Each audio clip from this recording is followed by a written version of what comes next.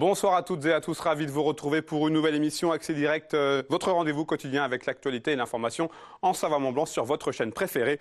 Nous sommes le mardi 14 mai 2019, c'est parti pour 45 minutes de belles rencontres. Au programme ce soir, focus sur le prochain forum de l'alternance organisé par l'IPAC le 22 mai prochain dans tous ses campus. Nous parlerons des éditions Kawa avec son fondateur Xavier Varnier et puis nous découvrirons les vélos Oclo, des vélos à assistance électrique. Mais avant toutes ces réjouissances, j'ai le plaisir d'accueillir Clémence pour les titres du journal de ce 14 mai 2019. Salut Clémence. Salut Seb. Alors on ira tout de suite, pour commencer, on ira du côté de Faverges avec une annonce qui a fait l'effet d'une bombe. L'effet d'une bombe, comme tu dis, Seb, puisque le maire de Faverges a démissionné de son poste de premier vice-président de la communauté de communes des sources du lac d'Annecy ce mardi. Une décision donc, qui intervient dans un climat de crise. On fera le point avec Emmanuel Jaude. Et puis des nouvelles du GHT Léman-Mont-Blanc. Oui, donc on partira du côté du centre hospitalier Alpes-Léman qui a voté la mise en place de nouveaux investissements pour renforcer le parcours soins et valider la construction de différentes infrastructures de santé. On passe à notre revue de presse quotidienne. On commence avec une belle initiative du côté de la mode Servolex. Oui, donc alors, tu commences par la mode Servolex du coup. Bah allons-y, je te suis. Donc effectivement, c'est une belle initiative pour la mode Servolex. C'est une première d'ailleurs en pays de Savoie. La mode va interdire les parcs et les aires de jeu aux fumeurs. Alors là, c'est une nouvelle mesure qui entrera en vigueur avant l'été. Elle concernera le parc Henri Dunant, le square Pierre Million, la butte Panloup, de la commune. Alors le but, c'est donc d'éviter que les jeunes et les très jeunes, puisqu'on parle donc de square, d'aires de jeu, soient en contact avec des personnes fumeuses et des mégots de cigarettes. La décision a donc été prise par la mairie en partenariat avec la Ligue contre le cancer de Savoie, qui cherchait une ville pilote pour ce projet. Et puis on reste dans le domaine de la santé avec Monsanto, de nouveau condamné justement. Oui, alors cette fois-ci, effectivement, c'est Monsanto. Alors un article à lire dans Libération, c'est donc le 3e revers judiciaire pour le Roundup et son fabricant, donc Monsanto, qui a été maintenant racheté, je le rappelle, il y a à peu près 1 an par le groupe allemand Bayer. Alors Monsanto a été condamné à verser 2 milliards de dollars à un couple de septuagénaires atteints d'un cancer. Alors, ce jugement a été rendu par le jury d'Oakland, près de San Francisco. Il est destiné donc à sanctionner Monsanto. Le groupe, lui, s'est dit déçu de cette condamnation et compte faire appel de cette décision et affirme toujours que le Roundup et le glyphosate ne sont pas dangereux pour la santé. Alors, vendu dans le monde entier depuis une quarantaine d'années, il est difficile aujourd'hui pour des agriculteurs que nous connaissons bien ici en Savoie et en Haute-Savoie de s'en passer. Et les politiques pour bannir les différents produits et accompagner les agriculteurs vers une transition sont dérisoires, il faut le dire. Et pour rappel, simple rappel, il y a plus de 11 000 procédures contre le Roundup qui sont en cours aux États-Unis. C'est un chiffre qui est donc effarant et qui pourrait pousser la firme à signer un accord à l'amiable pour éviter tous ces procès qui vont lui coûter très très cher si elle ne signe pas d'accord. Alors la question moi, que je me pose en lisant effectivement l'article de Libération, en faisant un petit point là ce soir, la question c'est, je me demande en fait tout simplement combien de personnes ici, dans notre région, ont été victimes ou sont encore victimes du produit, tout simplement. On verra bien la suite. On verra bien la suite, si un jour on le sait. Pour ta revue de presse, toi Seb, tu commences avec un maestro qui s'en est allé. Oui, on a appris ce mardi le décès d'Étienne Perruchon à l'âge de 61 ans, originaire de Haute-Savoie, connu pour avoir composé de nombreuses musiques de films de Patrice Lecomte, comme récemment, il y a une dizaine d'années, Les Bronzés 3 ou encore La Guerre des Miss. Il était également l'auteur de Dogora, une œuvre créée à Chambéry pour le passage à l'an 2000. Étienne Perruchon avait également signé la bande originale de la série à succès Philharmonia, diffusée sur France 2. Donc voilà, un grand nom de la musique nationale et puis originaire de Haute-Savoie qui s'en est allé ce mardi. Super série en plus. Philharmonia diffusé pour France 2. Et puis on part sur un diplôme pour la foi. Oui, depuis un décret daté du 3 mai 2017, tous les futurs aumôniers payés par les pouvoirs publics doivent désormais avoir un diplôme reconnu par l'État. 25 formations sont agréées en France, dont une qui est du côté de l'université Savoie-Mont-Blanc. Ce diplôme concerne les aumôniers, quelle que soit leur religion, ceux qui veulent intervenir dans les hôpitaux, dans les prisons ou encore en milieu militaire. Cette formation est appelée Laïcité et République, formation civile et civique. Elle existe donc, je l'ai dit, du côté de l'université Savoie-Mont-Blanc, sur le campus de la faculté de droit situé à Jacob-Belcombette. 15 étudiants feront leur rentrée en septembre 2019 pour cette toute nouvelle formation continue. Elle est ouverte à tous les aumôniers sans condition de diplôme, professionnels titulaires d'un baccalauréat et aux étudiants de licence 2. La formation représente au total 138 heures de cours. C'est pas mal quand même, 15 pour une rentrée. C'est une bonne initiative en tout cas. Bonne initiative. Merci beaucoup Clémence, à tout à l'heure. Très belle couleur de cheveux. Je te remercie Seb. Allez, on passe notre première rubrique dans l'actu. Bonsoir. Bonsoir. Damien Vincent, Myriane Perras. Bonsoir, vous êtes donc Damien, le directeur de l'IPAC, et Madame Perras, la responsable pédagogique. On va parler avec vous du forum de l'alternance qui aura lieu donc le 22 mai prochain. Qu'est-ce que ça représente pour votre établissement, ce forum? J'imagine une vraie excitation et puis une vraie importance. Alors c'est un vrai enjeu pour notre groupe. Donc c'est un forum qui se déroule sur plusieurs sites, le site de Grenoble, sur Chambéry, sur Albertville, sur Ville-Lagrand et sur Annecy. Ce jour-là, on accueille 180 entreprises physiquement présentes et on propose à peu près 400 postes dans tous les domaines d'activité, commerce, tourisme, santé sociale, digital, et voilà. Communication également. Vous êtes le directeur commercial. Je suis le directeur commercial du groupe. Myriam, comment ça va se passer concrètement? Alors, je ne l'ai pas dit, ça a lieu simultanément sur tous les campus. Oui. Ça, c'est un choix, j'imagine, de faire ça sur...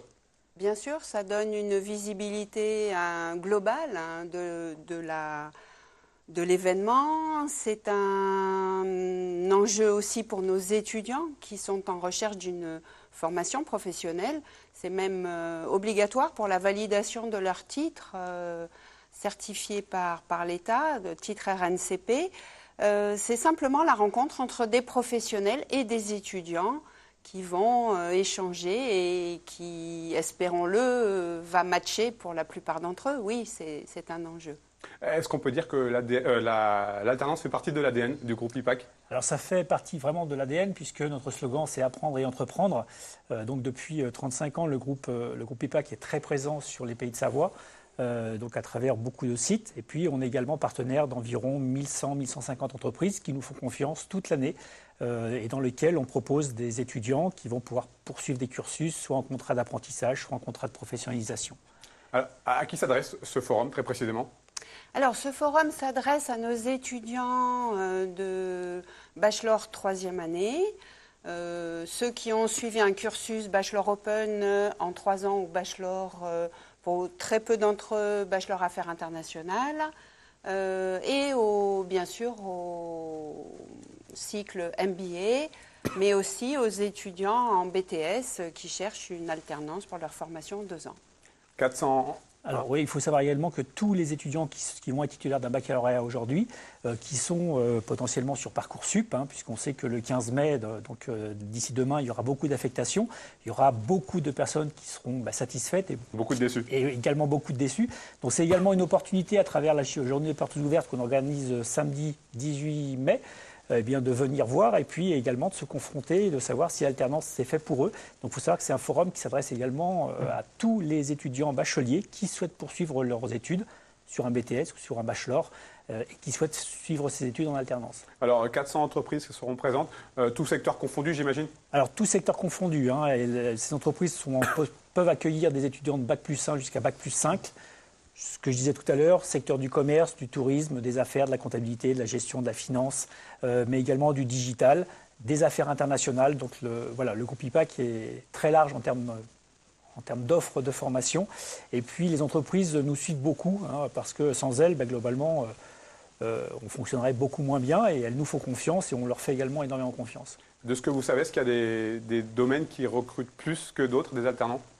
Alors, je dirais qu'actuellement, le marché de l'emploi est plutôt porteur. Donc, il y a beaucoup de demandes dans le commerce, dans la comptabilité, dans la gestion, dans la paye, dans la communication, beaucoup dans le digital aujourd'hui. Donc, tous les étudiants qui ont envie de rejoindre ce type de parcours de formation, il faut qu'ils viennent à ce salon. Quels sont les principaux avantages pour les entreprises d'avoir recours à un étudiant ou une étudiante en alternance? D'abord, c'est l'idée de la transmission, c'est très important. Transmettre des compétences, transmettre des savoirs. Donc c'est aussi important pour l'entreprise que pour nos étudiants. Les étudiants, eux, vont apporter toute leur jeunesse, leurs idées, leur énergie. Donc de ce point de vue-là, c'est vraiment gagnant-gagnant. Bien sûr, l'étudiant l'est peut-être un petit peu plus, mais l'entreprise l'est réellement aussi.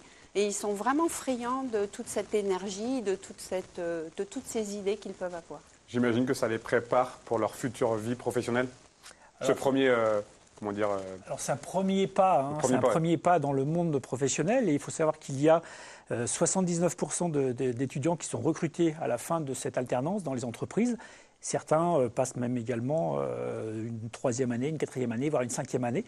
Mais c'est vraiment un très très bon tremplin pour l'emploi.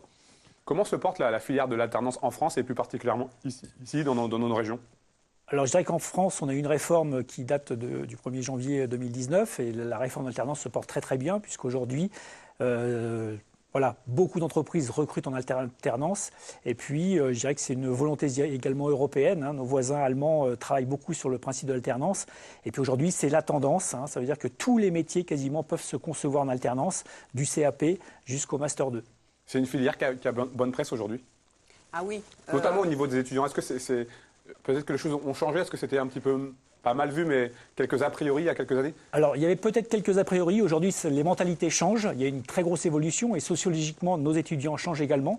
Ils ont besoin de se confronter au marché du travail et le plus tôt possible après leur filière baccalauréat. Nous, c'est ce qu'on constate au niveau de nos étudiants. Et cette alternance peut être soit sous la forme de contrat de professionnalisation ou apprentissage, mais également des expériences à plus long terme, sous forme de stage alterné.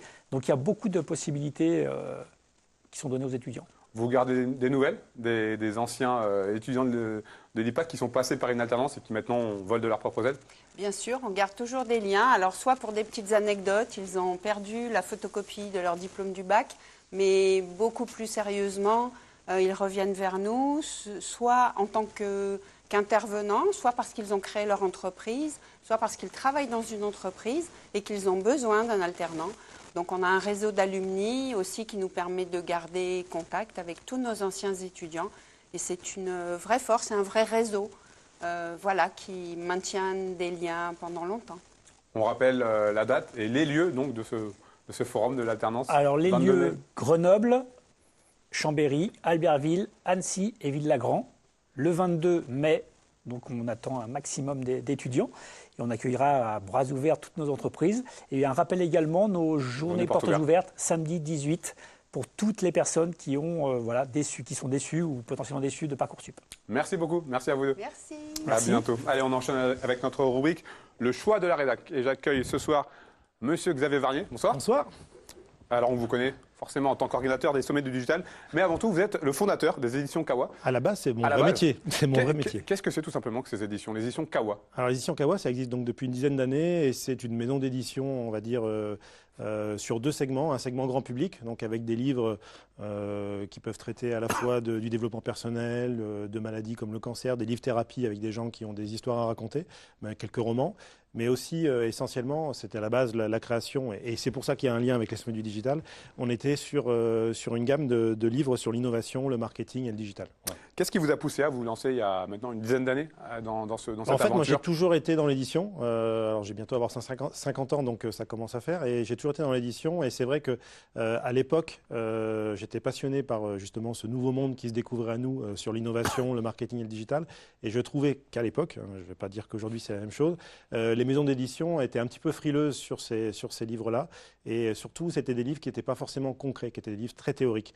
Et moi, j'avais envie de justement donner la parole à des auteurs qui, toute la journée, mettent les mains dans le cambouis, savent vraiment de quoi ils parlent et ils sont tous hyper spécialistes et ils vont écrire qu'un livre sur leur spécialité et pas un jour un livre sur un sujet, un livre sur un autre sujet, etc., comme ça se faisait à l'époque. Et puis, c'était l'époque, donc il y a 10 ans, l'arrivée d'Amazon, qui a quand même changé beaucoup de choses, et notamment dans le monde de l'édition. Et donc, d'avoir une maison d'édition plus récente, parce que les maisons d'édition françaises, elles sont plutôt avec des belles histoires, souvent des très belles histoires, mais elles ont eu du mal à changer, à s'adapter. Et nous, on arrivait directement sur un marché qui était déjà changeant, et je trouvais que le challenge était assez sympathique. Justement, qu'est-ce qui vous plaît, vous, dans l'édition? Dans l'édition, en fait, à chaque fois qu'on fait un livre, c'est un nouveau projet. Donc, il n'y a jamais de lassitude. C'est une rencontre vraiment avec un auteur-éditeur, j'appelle ça, moi, un couple. On travaille ensemble sur l'élaboration d'un livre. Et puis, quand on le sort, on se jette un petit peu dans l'arène avec les lecteurs qui vont accepter ou pas accepter ce livre. Et à chaque fois, c'est une aventure différente, avec des sujets complètement différents. Et on a traité des sujets qui m'ont passionné. Voilà. Et je me positionne souvent, en fait, comme un lecteur lambda, en fait, pas forcément comme un éditeur. Alors, c'est peut-être un tort, mais je le calcule pas forcément en me disant ça c'est telle cible, voilà, comme une entreprise classique. J'essaie encore d'essayer de trouver du plaisir quand on publie un livre. Voilà. Ça se passe comment la journée type d'un éditeur comme vous? Alors c'est assez varié parce qu'en fait, le monde de l'édition est en train de changer encore plus. Il y a une certaine crise. On parle souvent des libraires qui malheureusement ferment leurs portes, des gros concurrents e-commerçants qui prennent de plus en plus de parts de marché. Il y a eu l'e-book qui est arrivé. Mais malgré tout, le monde de l'édition progresse quand même un peu. Ce qu'il faut savoir quand même, c'est qu'il y a aujourd'hui 300 livres qui sortent chaque jour en France. C'est un beau chiffre. C'est énorme. Et en comparaison de nos voisins. Voilà, il y en a beaucoup trop. En fait, il y en a beaucoup trop. Et non, mais c'est vrai. Je dis pas ça en tant que concurrent. Il y en a beaucoup trop. Donc, ce qui fait qu'aujourd'hui, en fait, tout le monde a l'impression qu'on peut écrire un livre, et tout le monde a un manuscrit quelque part dans son tiroir, dans sa table de chevet. Et donc, on reçoit à peu près chaque jour 1 ou 2 manuscrits par jour. Donc nous, on n'est pas l'une des plus grosses maisons d'édition, on est bien d'accord. Donc j'imagine que les grosses maisons d'édition, ça doit être juste incroyable. Donc il y a déjà ce problème de sélection, parce qu'il y a beaucoup de livres qui ne sont pas, à mon avis, publiables. Et puis après, il faut que ça matche. Et puis après, on a tout le travail de relecture, donc on a toute une équipe derrière, le travail de mise en page, et puis surtout, une fois je dirais presque sortir le livre, c'est presque le plus simple, mais c'est après. Le travail avec la presse, pour faire connaître un livre, pour faire immerger un livre, pour l'intégrer dans une librairie, c'est un vrai monde à part entière, en fait. Est-ce que vous avez des critères pour choisir quel auteur vous allez accompagner ? Je pense que c'est surtout la sincérité. Moi, je dis toujours, ce qui me passionne le plus, c'est de voir une histoire, un auteur qui a vraiment une sincérité à partager. Et ça se sent sur l'écrit, ça se sent sur la simplicité. Je dis souvent aussi à mes auteurs en conseil, n'essayez pas de vous inventer un style. On n'est pas tous des grands écrivains. Écrivez comme vous êtes, sans faux semblants, et ça fera la différence. Donc c'est un peu ça que je cherche moi aujourd'hui.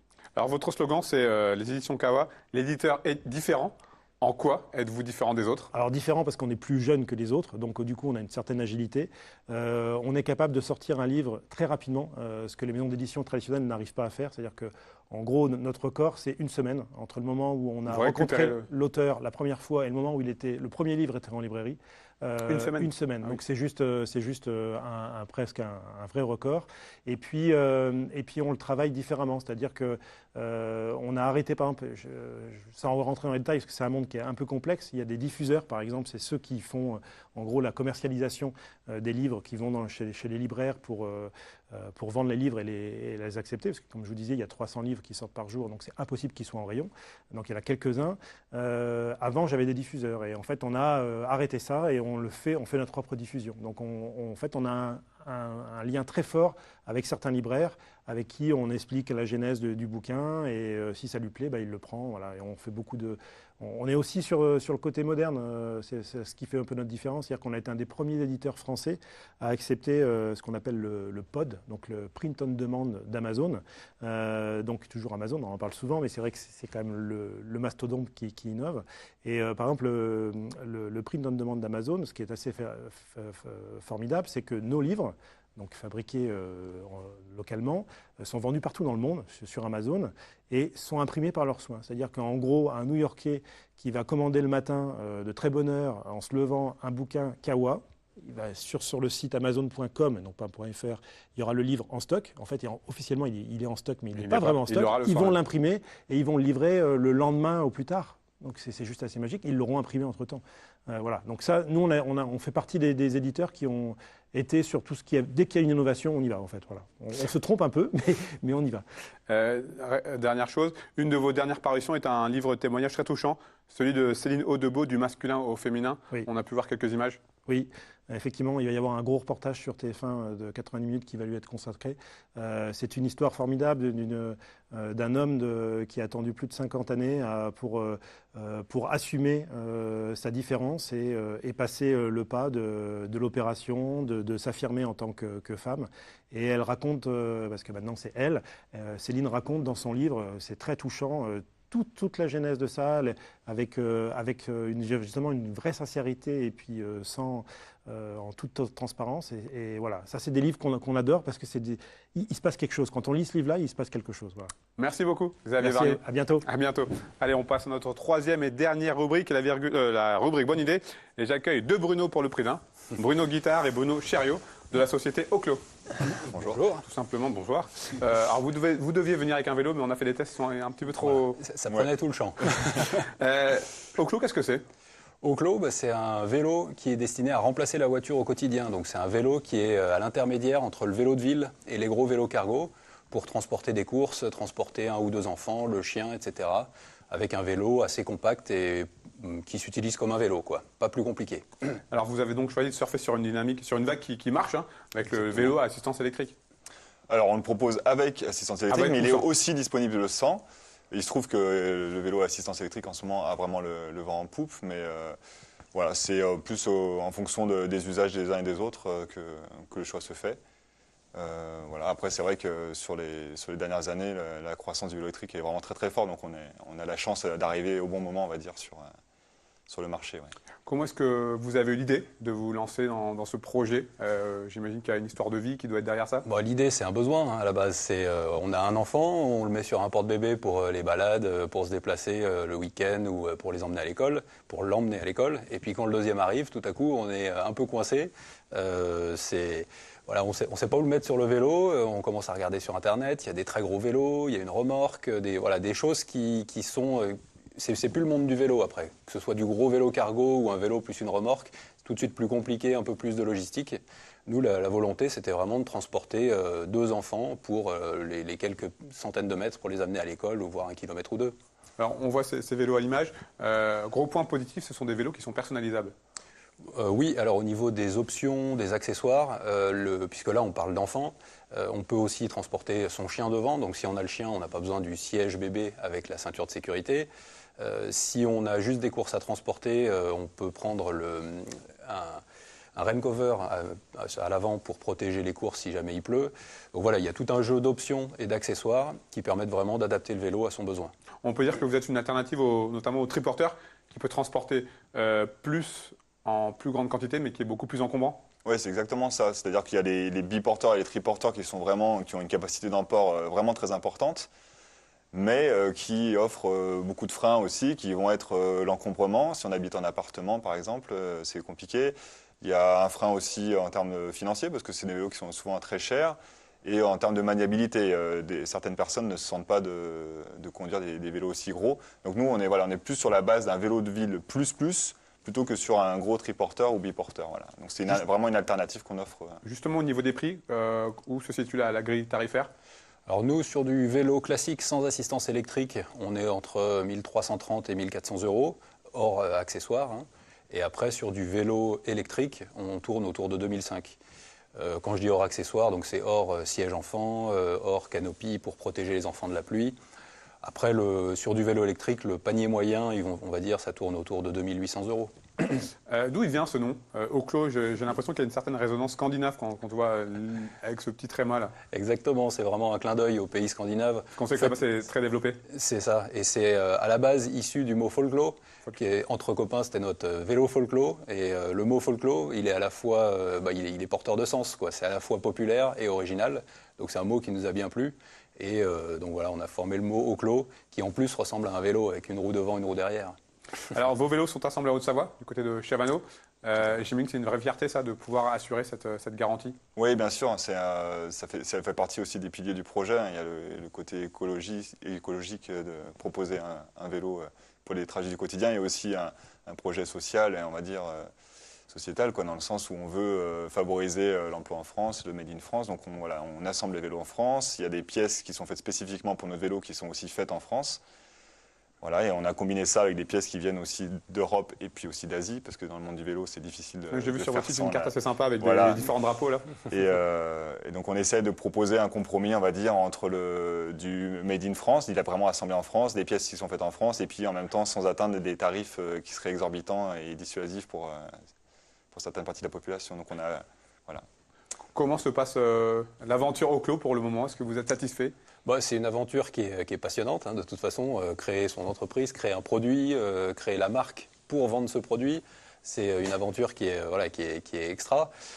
Après, comme toute entreprise qui se crée, le démarrage, la problématique, c'est la visibilité, c'est se faire voir, se faire connaître. Donc, on a commencé à se faire connaître à travers des magasins, des détaillants. On a vu qu'il fallait appuyer un peu plus la communication. Donc là, on est en contact avec pas mal de journaux, de journalistes qui nous permettent d'avoir des articles dans la presse, que ce soit papier ou Internet. Ou télé. Ou télé, maintenant même. Et donc ça améliore bien notre visibilité. Donc on a commencé à commercialiser nos vélos l'année dernière, à partir du mois de septembre. Là, on avait prévu un certain quantitatif sur la première année, qu'on fera, on espère, cette année, ce qui va nous permettre vraiment de valider le concept. Le fait que les pouvoirs publics aient pris à bras-le-corps ce problème, notamment de la pollution, pour mettre en avant les mobilités douces, ça va fortement dans votre sens?